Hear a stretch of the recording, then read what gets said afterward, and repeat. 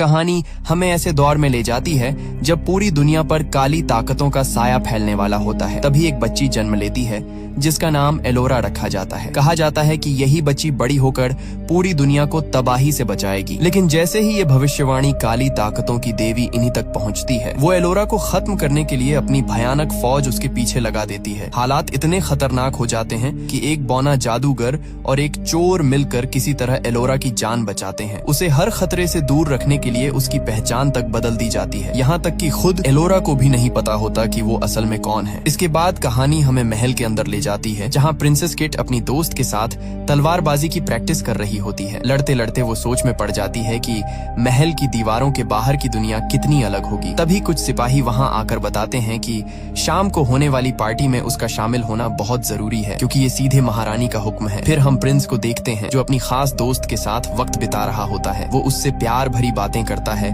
और जीने मरने की कस्में खाता है, जबकि वो लड़की उसी महल में खाना बनाने का काम करती है। तभी वहाँ भी एक सिपाही आता है और प्रिंस को याद दिलाता है कि उसे भी शाम की पार्टी में जरूर पहुंचना है। शाम होते ही महल रोशनी और खुशियों से भर जाता है। सब लोग जश्न मना रहे होते हैं कि तभी रानी सबका ध्यान अपनी तरफ खींचती है। वो ऐलान करती है कि आज पूरे 200 साल हो चुके हैं जब उनका शहर दूसरी नगरी की जालिम रानी के जुल्मों से आजाद हुआ था। तभी से दोनों शहरों के बीच अमन और शांति कायम है और अब वो दुश्मन नहीं बल्कि दोस्त हैं। इसी खुशी के मौके पर रानी ये भी बताती है कि वो अपनी बेटी किट की शादी दूसरी नगरी के राजा ग्रेटन से करने जा रही है। इस शादी का मकसद सिर्फ रिश्ता नहीं बल्कि दोनों शहरों को इतना मजबूत बनाना है कि आने वाली हर मुसीबत का मिलकर सामना किया जा सके, जब तक कि सातों दुनियाओं की रानी एलोरा सामने नहीं आ जाती। किट की माँ यानी रानी, जो उसी चोर की पत्नी है जिसने कभी बौने जादूगर के साथ मिलकर एलोरा की जान बचाई थी, एक रात अजीब सी आवाज सुनती है। ये आवाज उसे बेचैन कर देती है और वो सीधे जेल पहुंचती है। वहाँ वो एक कैदी से मिलती है जो उसके चोर पति का पुराना दोस्त होता है। कैदी रानी से कहता है कि आपकी बेटी इस शादी से खुश नहीं है। इस पर रानी भारी दिल से जवाब देती है कि वो ये सब अपने लोगों के लिए कर रही है, क्योंकि जब तक एलोरा सामने नहीं आती दोनों शहरों का एक होकर रहना जरूरी है। उधर किट वाकई इस शादी से खुश नहीं होती। वो अपना भेष बदलकर अपनी दोस्त के पास पहुंचती है और साफ कह देती है कि वो प्रिंस ग्रेटन से शादी नहीं करना चाहती, उसे वो पसंद ही नहीं है। किट अपनी दोस्त से कहती है कि वो महल छोड़कर भाग रही है और चाहती है कि उसकी दोस्त भी साथ चले। पहले तो वो मना कर देती है, ये कहते हुए कि वो अपनी रानी के साथ धोखा नहीं कर सकती, लेकिन दोस्ती के आगे आखिरकार वो भी मान जाती है। इसी बीच महल के बाहर अजीब से मॉन्स्टर्स दिखाई देने लगते हैं। उनमें से एक ऐसा होता है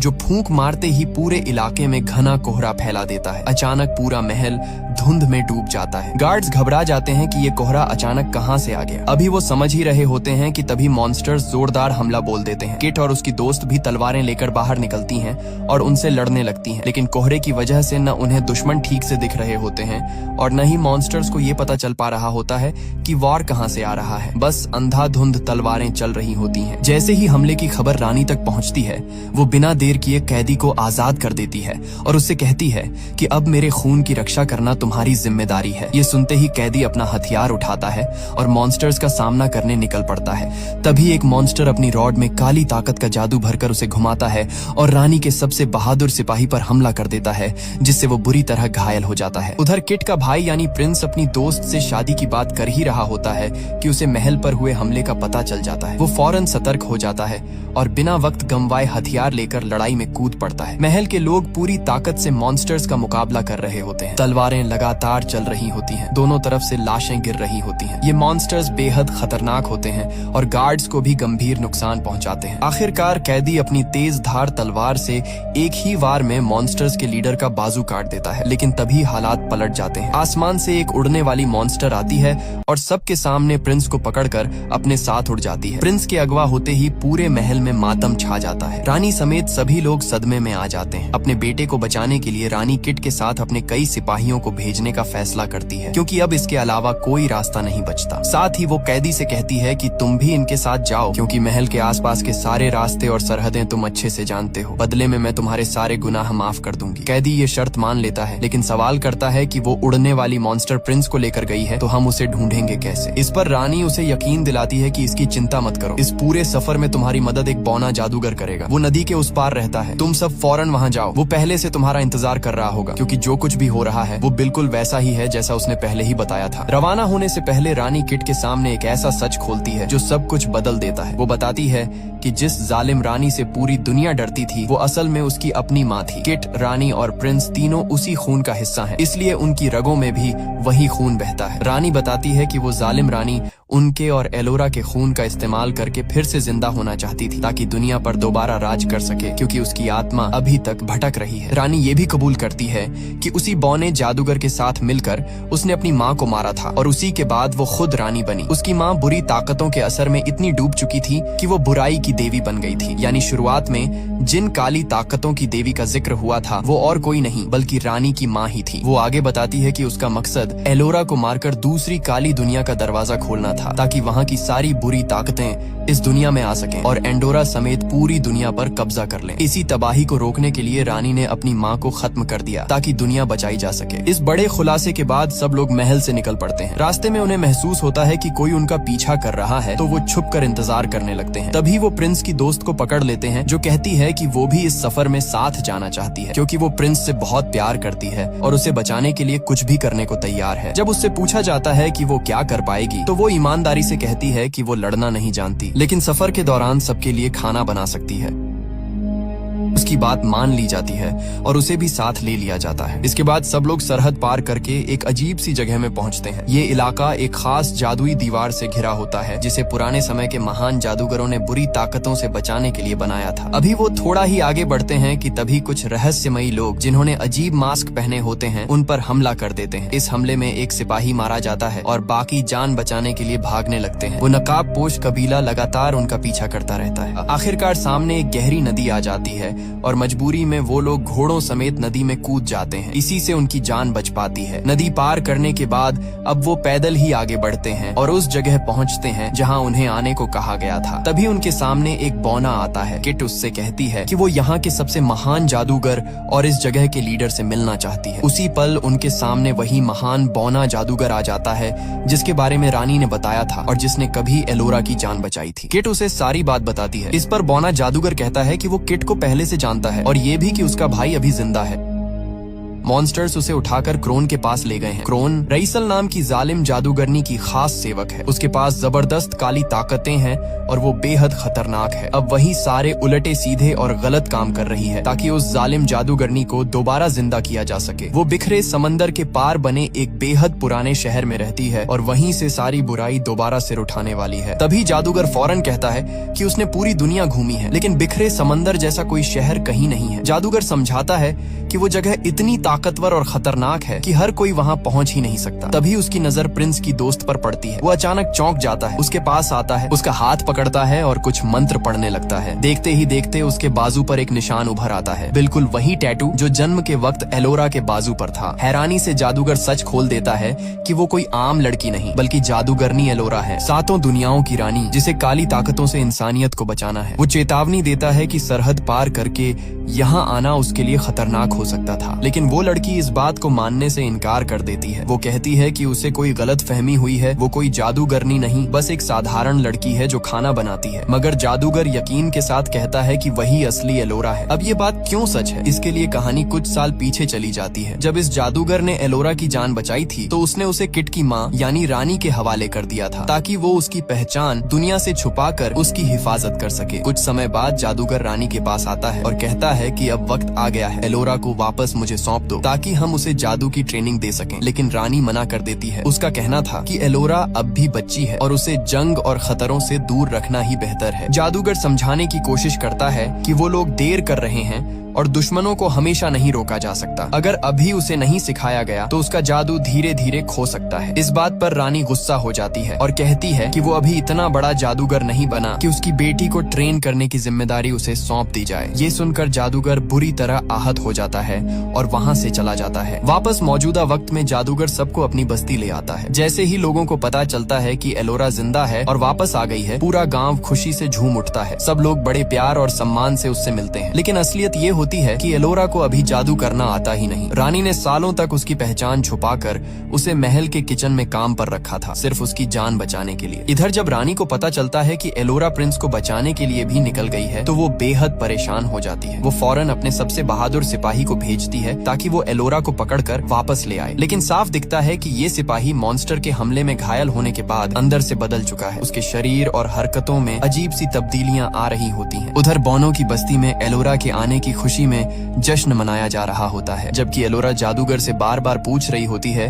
कि वो बिखरे समंदर के पार कब जाएंगे प्रिंस को ढूंढने। जादूगर साफ कह देता है कि वो कहीं नहीं जाएगी और यहीं रहकर जादू सीखेगी। इस पर गुस्से में एलोरा कहती है कि वो हाथ पर हाथ रखकर नहीं बैठ सकती, उसे प्रिंस को बचाने जाना ही होगा। इतना कहकर वो वहाँ से चली जाती है। जादूगर की बेटी अपने पिता को एलोरा की वही जादुई छड़ी देती है जो उसे बचपन में मिली थी। तभी जादूगर को पता चलता है कि एलोरा गुस्से में कहीं चली गई है। वो सबको जल्दी करने के लिए कहता है क्योंकि वक्त बहुत कीमती है। उसका मानना होता है कि एलोरा ही वो एकमात्र उम्मीद है जो सबको काली ताकतों और क्रोन से बचा सकती है। कुछ ही देर में नदी के पास जादूगर को एलोरा मिल जाती है। वो उसे समझाने की कोशिश करता है कि उसके साथ जाना खतरनाक हो सकता है और उसे पहले जादू सीखने पर ध्यान देना चाहिए। इस पर एलोरा एक शर्त रखती है। वो कहती है कि वो जादू सीखने को तैयार है, लेकिन तभी जब जादूगर भी उनके साथ चले, रास्ते में उसे जादू सिखाए और साथ ही प्रिंस को ढूंढने में मदद करे। थोड़ी सोच के बाद जादूगर मान जाता है। वो कहता है कि एलोरा उसके बिना प्रिंस को नहीं बचा पाएगी और वो एलोरा के बिना क्रोन को नहीं रोक सकता। आखिरकार ये लोग सफर पर निकल पड़ते हैं। जाते वक्त जादूगर की बेटी अपने पिता से कहती है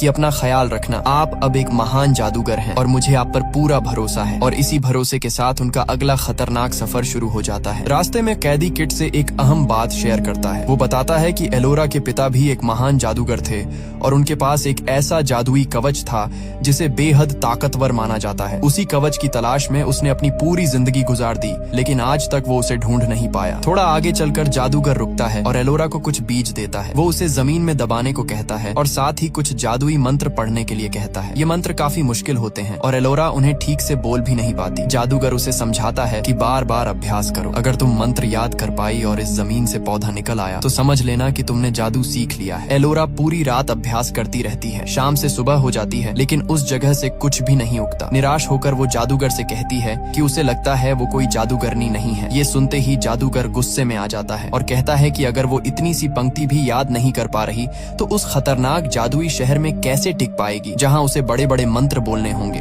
डांट से एलोरा को भी गुस्सा आ जाता है और वो सबको छोड़कर वहाँ से चली जाती है। अकेले में जाकर वो फिर से अभ्यास करने लगती है। तभी वहाँ रानी का भेजा हुआ बहादुर सिपाही पहुँचता है। वो एलोरा को बेहोश कर देता है और उसे उठाकर अपने साथ ले जाता है। उसके जाने के कुछ ही देर बाद हम देखते हैं कि उसी जगह से वेरिस रोड नाम का पौधा उग आता है। इसका मतलब साफ होता है कि एलोरा ने जादू सीख लिया था। इस सबसे बेखबर कैदी रेड अपनी कहानी सुनाने लगता है। वो उस जादुई कवच और उसकी चाबी की दास्तान सुनाता है जो सिर्फ उसी इंसान को मिल सकती है जो उसके लायक हो। लेकिन किट बीच में ही कह देती है कि ये कहानी बहुत बोरिंग है और उससे अपने पिता के बारे में बताने को कहती है, क्योंकि वो उनके दोस्त रहे हैं और उन्हें अच्छी तरह जानते होंगे। उनकी बातों के बीच ही जादूगर वहां पहुंच जाता है और घबराकर पूछता है कि एलोरा कहां है। जब काफी ढूंढने के बाद भी उसका कोई पता नहीं चलता तो सब लोग उसे तलाश करने निकल पड़ते हैं। उधर किट की दोस्त अपनी आंखों से देख चुकी होती है कि वो बहादुर सिपाही एलोरा को बेहोश करके ले जा रहा है। वो उसे रोककर पूछती है कि वो क्या कर रहा है। सिपाही जवाब देता है कि उसे ये काम रानी ने सौंपा है, लेकिन वो समझ जाती है कि उसके इरादे ठीक नहीं है। तभी बाकी लोग भी वहाँ पहुँच जाते हैं। उन्हें देखते ही वो सिपाही, जो खुद भी काली ताकतों के असर में आ चुका होता है, अपने साथियों को अपने काबू में कर लेता है और किटव उसके ग्रुप पर हमला कर देता है। दोनों तरफ से जबरदस्त तलवारबाजी शुरू हो जाती है। काफी देर तक लड़ाई चलती रहती है और कोई भी किसी पर भारी नहीं पड़ पाता। इसी अफरा तफरी के बीच ग्रेटन एलोरा को आजाद कर लेता है, क्योंकि वो धीरे धीरे उससे लगाव महसूस करने लगा होता है। एलोरा को बचाने के लिए जादूगर एक चाल चलता है। वो फौरन एक बम फेंकता है, लेकिन उसका प्लान उल्टा पड़ जाता है। धमाके के साथ ही एलोरा, बहादुर सिपाही और उसके साथी वहाँ से गायब हो जाते हैं। अब जादूगर और बाकी सब लोग उनके पीछे बढ़ते हैं, एलोरा को ढूंढने और उसे हर हाल में बचाने के लिए। थोड़ा आगे बढ़ते ही आसमान पर काले बादल घिर आते हैं और तभी उनके ऊपर एक डरावना संदेश उभरता है, जिसमें लिखा होता है कि काली ताकतों के लोग एलोरा की आत्मा को कैद करना चाहते हैं। हालात और भी गंभीर हो जाते हैं। आगे जाकर उन्हें दो अलग अलग रास्ते दिखाई देते हैं, लेकिन किसी को नहीं पता होता कि वो बहादुर सिपाही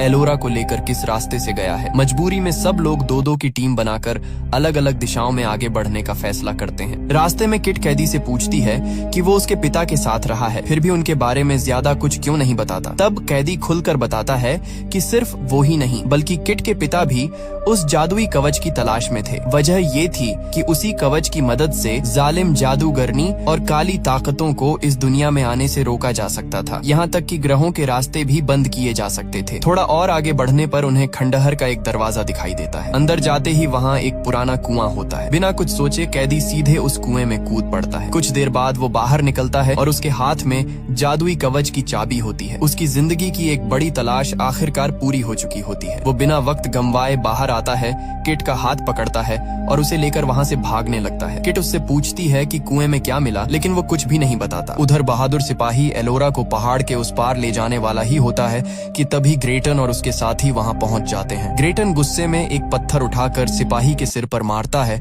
और एलोरा से दूर रहने की चेतावनी देता है। इसके साथ ही वहाँ जबरदस्त तलवारबाजी शुरू हो जाती है। इसी दौरान एक दीवार तोड़ते हुए किट और कैदी भी वहाँ पहुँच जाते हैं और वो भी लड़ाई में कूद पड़ते हैं। बहादुर सिपाही अपनी काली ताकतों से भरी तलवार से ग्रेटन पर जोरदार हमला करता है, जिससे ग्रेटन बुरी तरह घायल हो जाता है। हालात तब और बिगड़ने ही वाले होते हैं कि तभी बौना जादूगर अपनी जादुई छड़ी जमीन पर पूरी ताकत से मारता है। उस वार के साथ ही बहादुर सिपाही और उसके साथियों के शरीर से सारी काली ताकतें बाहर निकल जाती हैं। काली ताकतें निकलते ही बहादुर सिपाही तड़पने लगता है। अब वो होश में आ चुका होता है, लेकिन उसकी हालत बेहद खराब होती है। वो किट की दोस्त से कहता है कि अब से एलोरा का ख्याल तुम्हें ही रखना होगा, क्योंकि उसका वक्त आ चुका है। वो उससे आखिरी एहसान मांगता है कि उसे इस दर्द भरी जिंदगी से आजाद कर दे। ये सुनकर किट की दोस्त रो पड़ती है, क्योंकि वो ऐसा नहीं करना चाहती थी। आखिर उसी सिपाही ने उसे अपने बेटे की तरह पाल पोस कर बड़ा किया था, मगर उसके दर्द को खत्म करने के लिए दिल पर पत्थर रखना पड़ता है। भारी मन से वो तलवार उठाती है और एक ही वार में उसे मौत दे देती है। उसके बाद सब लोग अपने गिरे हुए साथियों को वहीं दफन करते हैं और आगे बढ़ जाते हैं, लेकिन ग्रेटन वहीं कमजोर होकर गिर पड़ता है। हमले में वो बहुत ज्यादा जख्मी हो चुका होता है और ये साफ दिखाई देता है कि काली ताकतें अब जल्द ही उसे भी अपने कब्जे में लेने वाली हैं। आगे बढ़ते हुए जादूगर को एक ऐसी जगह दिखाई देती है जो कई सालों से गायब मानी जा रही थी। ये कोई आम महल नहीं होता, बल्कि वही महल होता है जो कभी जालिम रानी का था, यानी किट की नानी का। सब लोग उसी महल के अंदर चले जाते हैं। अंदर पहुंचते ही जादूगर ग्रेटन को बांध देता है ताकि उसके अंदर की काली ताकतें किसी को नुकसान न पहुंचा सकें। ग्रेटन टूटे हुए अंदाज में कहता है कि वो किसी को भी नुकसान नहीं पहुंचाना चाहता और अगर यही सही रास्ता है तो उसे मार दिया जाए। किट तो पहले ही उससे शादी नहीं करना चाहती थी, इसलिए वो भी उसे खत्म करने के लिए तैयार हो जाती है, लेकिन जादूगर बीच में रोक देता है। वो कहता है कि अभी रुको और लाइब्रेरी से एक पुरानी किताब लेकर आता है जिसमें लिखा होता है कि काली ताकतों को इंसान के अंदर से कैसे निकाला जा सकता है, लेकिन इसके लिए खास सामान चाहिए होता है। वो सबको पूरे महल में वो सामान ढूंढने भेज देता है, साथ ही सख्त हिदायत देता है कि कोई भी महल के मीनार के पास न जाए। खुद वो ग्रेटन को बचाने की तैयारी में लग जाता है। जैसे ही वो ग्रेटन की शर्ट खोलता है, उसके जिस्म पर अजीब और डरावने निशान दिखाई देते हैं जो धीरे धीरे फैल रहे होते हैं। इन निशानों के बारे में न जादूगर को कुछ पता होता है और न ही ग्रेटन को। जादूगर उन निशानों पर पानी डालता है, मंत्र पढ़ता है और जड़ी बूटियों का लेप लगाता है। ग्रेटन दर्द से तड़पने लगता है। इसी बीच एलोरा को एक अजीब सी आवाज सुनाई देती है। उसका पीछा करते हुए वो एक कमरे में पहुंचती है जहां उसे एक डरावना दृश्य दिखाई देता है। उसे लगता है जैसे उसकी माँ मर रही है। ये ख्याल उसे अंदर तक तोड़ देता है, लेकिन जब वो होश में आती है और वापस कमरे में जाती है तो देखती है कि ग्रेटन अब बिल्कुल ठीक है। ये देखकर वो बहुत खुश हो जाती है। एलोरा को बताया जाता है कि सब लोग महल के मीनार की तरफ गए हैं और जादूगर ने उसे भी वहाँ बुलाया है। वो जैसे ही मीनार पर पहुँचती है, हालात अचानक बदल जाते हैं। ग्रेटन पूरी तरह शैतानी रूप में बदल जाता है। ये देखकर एलोरा घबरा जाती है और भागने की कोशिश करती है। तभी जादूगर भी वहाँ पहुँच जाता है, लेकिन ग्रेटन उस पर एक भारी पत्थर फेंक देता है। किस्मत से जादूगर वक्त रहते साइड में हट जाता है और उसकी जान बच जाती है। ग्रेटन के अंदर की बुरी आत्मा एलोरा से कहती है कि जालिम रानी अपनी ही गलती की वजह से मारी गई थी और जो काम वो नहीं कर पाई अब वो पूरा करेगी। इतना कहते ही वो एलोरा को अपने कब्जे में लेकर हवा में उठा लेता है और मीनार के ऊपर काली दुनिया का रास्ता खोलने लगता है। जादूगर फिर से अपनी जादुई छड़ी उठाकर ग्रेटन पर हमला करता है, जिससे वो दूर जाकर गिर पड़ता है। वो एलोरा से कहता है कि वही अकेली है जो ग्रेटन को बचा सकती है, क्योंकि वही 7 दुनियाओं की जादूगरनी रानी है। अगर उसने ऐसा नहीं किया तो उसे जिंदगी भर इस बोझ के साथ जीना पड़ेगा। ये सुनकर एलोरा हिम्मत जुटाती है, ग्रेटन के पास जाती है और उसके मुंह से काली ताकतों और बुरी आत्मा को अपने अंदर खींचने लगती है। उसकी इस कुर्बानी से ग्रेटन पूरी तरह ठीक हो जाता है और फौरन होश में आ जाता है। लेकिन तभी वो मॉन्स्टर्स आ जाते हैं जिन्होंने किट के भाई प्रिंस को कैद कर रखा था। वो झुंड बनाकर इन पर हमला कर देते हैं। जादूगर अपनी छोटी सी जादुई डिवाइस से आग पैदा करता है और सारे मॉन्स्टर्स को मार देता है। जान बचाकर सब लोग एक जगह छुप जाते हैं, लेकिन वो मॉन्स्टर्स बहुत चालाक होते हैं और वहाँ भी पहुँच जाते हैं। मजबूरी में सब जंगल की तरफ भागते हैं जहाँ मॉन्स्टर्स नहीं आ सकते। एक बार फिर उनकी जान बच जाती है। कुछ देर बाद एक सुरक्षित जगह पर जादूगर फिर से एलोरा को जादू सिखाने लगता है। तभी एक कबीला उन्हें पकड़ लेता है और अपने ठिकाने पर ले जाता है। किट कबीले के लीडर के सामने जाकर कहती है कि उसके भाई को क्रोन ने कैद कर रखा है और उसे बचाना बहुत जरूरी है, इसलिए उन्हें जाने दिया जाए। लेकिन उसकी बात सुनकर पूरा कबीला हंसने लगता है। वो सबको अलग अलग जगहों पर कैद कर देते हैं। किट और एलोरा को साथ में रखा जाता है। किट परेशान होकर कहती है कि उसे अपने दोस्त की चिंता हो रही है, क्योंकि उसे सबसे अलग बंदी बनाया गया है और कहीं उसे मार न दिया जाए। एलोरा उसे दिलासा देती है और अपनी जादुई छड़ी दिखाते हुए कहती है कि ये छड़ी उसने विलो जादूगर से चुरा ली थी, इसी की मदद से वो यहाँ से निकल सकती है। आगे बढ़ते हुए जादूगर को एक छोटा सा घर दिखाई देता है जिसमें बहुत ही नन्हे लोग रहते होते हैं। उनका कद इतना छोटा होता है कि मुश्किल से एक हाथ जितना। इन्हीं में से जादूगर का एक पुराना छोटा दोस्त उसे मिलता है जो चुपचाप उसे एक नक्शा देता है। उसी नक्शे की मदद से वहाँ से भागने का रास्ता निकल सकता था। इधर एलोरा अपनी जादुई छड़ी दिखाकर बताती है कि ये वही छड़ी है जो उसने विलो जादूगर से चुरा ली थी और इसी से वो जादू की प्रैक्टिस कर रही थी। वो छड़ी उठाती है और किट के साथ वहाँ से निकलने की कोशिश करती है, लेकिन तभी कबीले के लोग आकर उन्हें चारों तरफ से घेर लेते हैं। एक बार फिर एलोरा पकड़ ली जाती है। उसी वक्त कबीले की लीडर भी वहाँ पहुँच जाती है। तभी पीछे से किट की दोस्त अचानक आकर लीडर को पकड़ लेती है और उसकी गर्दन पर चाकू रख देती है। हालात काफी तनावपूर्ण हो जाते हैं। किसी तरह लीडर खुद को छुड़ाकर किट की दोस्त से भिड़ जाती है। लड़ते हुए उसकी नजर किट की दोस्त की गर्दन पर बने एक निशान पर पड़ती है। वो वहीं रुक जाती है और हैरानी के साथ उसे अपने टेंट में आने को कहती है। टेंट के अंदर लीडर उसे सच बताती है। वो अपनी गर्दन दिखाते हुए कहती है कि जैसा निशान तुम्हारी गर्दन पर है, बिल्कुल वैसा ही निशान मेरे पास भी है। ये निशान उनके कबीले में हर बच्चे को 100 दिन का होने पर लगाया जाता था। इसका मतलब साफ होता है कि दोनों एक ही परिवार से हैं। कबीले की लीडर बताती है कि उसकी एक बहन थी जिसे बचपन में कुछ लोग उठाकर ले गए थे और अब वो उसी को सामने देखकर पहचान गई है। लेकिन ये भावुक पल ज्यादा देर नहीं टिकता। तभी अचानक मॉन्स्टर्स वहाँ आकर फिर से हमला कर देते हैं। हालात एक बार फिर बिगड़ जाते हैं। डर के बावजूद सब लोग मिलकर उनका मुकाबला करते हैं और लड़ाई के दौरान कैदी एक मॉन्स्टर को मार गिराता है। इसके बाद कहानी प्रिंस पर शिफ्ट होती है जो खुद को एक सुनसान जगह पर पड़ा हुआ पाता है। वो वहाँ से निकलने का सोच ही रहा होता है कि तभी उसे एक औरत की आवाज सुनाई देती है। ये आवाज किसी और की नहीं बल्कि क्रोन की होती है। उधर वो बड़े क्रिएचर्स जिन्होंने किट और जादूगर को पकड़ रखा था उन्हें अपने ठिकाने पर ले आते हैं। यहाँ एक और आदमी भी कैद होता है जो काफी सालों से वहीं बंद था। वो दोनों को देखकर कहता है कि यहाँ से कोई भी कभी आजाद नहीं हो पाया। वो बताता है कि जब उसे यहाँ लाया गया था तब उसे भी यही लगा था कि अब वो बच जाएगा, लेकिन सालों बाद भी वो यहीं फंसा हुआ है। आगे वो अपना सच बताता है कि वो एक चोर का साथी है, वही चोर जो किट के पिता के साथ रहता था। इधर कैदी और बाकी लोग किट और जादूगर की तलाश करते हुए एक जगह पर पहुंच जाते हैं। उसी दौरान बड़े क्रिएचर्स किट को टॉर्चर करना शुरू कर देते हैं। वो जानना चाहते थे कि एलोरा कहाँ है। उसे जबरदस्ती कीड़े खिलाने की कोशिश की जाती है और साथ ही ये भी कहा जाता है कि क्रोन उनकी रानी है, बहुत अच्छी है और जैसी वो समझती है असल में वैसी बिल्कुल नहीं। तभी कैदी और उसके साथी वहाँ पहुँच जाते हैं। जैसे ही बड़े क्रिएचर्स को पता चलता है कि बाहर के लोग आ गए हैं, वो उन्हें पकड़ने निकल पड़ते हैं। इसी मौके का फायदा उठाकर किट खुद को, अपने पिता के पुराने चोर साथी को और जादूगर को भी आजाद कर लेती है। आगे बढ़ते हुए कैदी और उसके लोग अपने चेहरों पर मास्क पहन लेते हैं ताकि क्रिएचर्स उन्हें पहचान न सके। क्रिएचर्स उनके बिल्कुल करीब आ जाते हैं लेकिन मास्क की वजह से पहचान नहीं पाते। कैदी एलोरा और किट की दोस्त को सही जगह पर ले आता है और थोड़ी देर बाद चोर भी किट और जादूगर को लेकर वहीं पहुंच जाता है। सब एक दूसरे को देखकर राहत महसूस करते हैं। इसके बाद सब मिलकर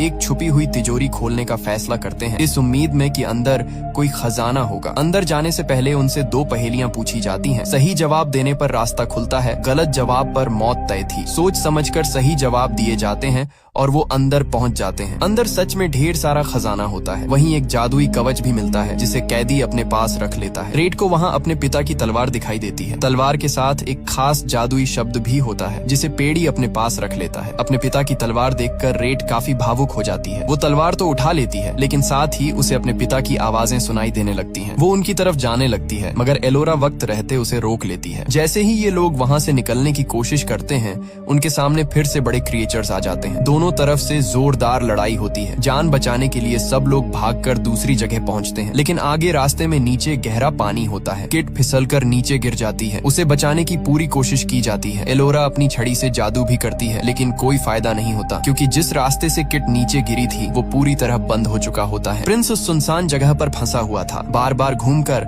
उसी जगह पर वापस आ जाता। वो वहीं बैठकर सोच ही रहा था कि तभी उसे वहीं लड़की की आवाज सुनाई दी। उसने तुरंत बताया कि हमें यहीं मॉन्स्टर्स पकड़कर ले आए हैं। मैंने यहाँ से निकलने की कई कोशिश की लेकिन बार बार यही जगह ही सामने आ रही है। इस बीच एलोरा लगातार अपने जादू की प्रैक्टिस करती रही और आखिरकार कामयाब हो गई। वो चलना शुरू करती है और काफी दूर आने के बाद एक झोपड़ी में पहुंचती है। वहाँ एक बूढ़ा आदमी रहता था जो कहता है कि अगर उन्हें समंदर के उस पार जाना है तो वो अपनी कश्ती दे सकता है जो एक बड़े समुद्री जीव की मदद से चलती है, लेकिन इसके लिए पैसे की जरूरत होगी, जिस पर सब मान जाते हैं।